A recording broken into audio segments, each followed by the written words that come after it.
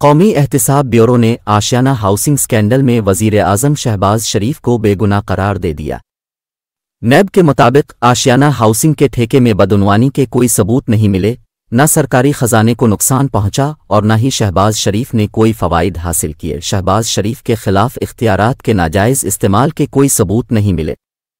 कौमी एहतिसाब ब्यूरो के मुताबिक आशियाना हाउसिंग स्कैंडल में शहबाज शरीफ के खिलाफ बदनीयती का कोई पहलू भी साबित नहीं होता। रिकॉर्ड और शवाहिद से ये बात साबित होती है कि किसी पब्लिक ऑफिस होल्डर ने किसी किस्म के कोई फ़वाइद हासिल नहीं किए। ये बात साबित हो रही है कि सरकारी खजाने को नुकसान नहीं हुआ। नैब रिपोर्ट में बताया गया है कि कामरान कयानी ने भी सरकार के खजाने को नुकसान नहीं पहुंचाया। ना फवाद हसन फवाद ने ठेका दिलवाने के लिए कोई रिश्वत ली। शहबाज शरीफ ने आशियाना का ठेका लतीफ़ एंड सन्स को देने का मामला कानून के मुताबिक एंटी करप्शन को भिजवाया था। नैब ने इस्तदा की है कि एहतिसाब अदालत लाहौर कानून के मुताबिक शहबाज शरीफ की बरियत की दरख्वास्त पर फैसला कर दे।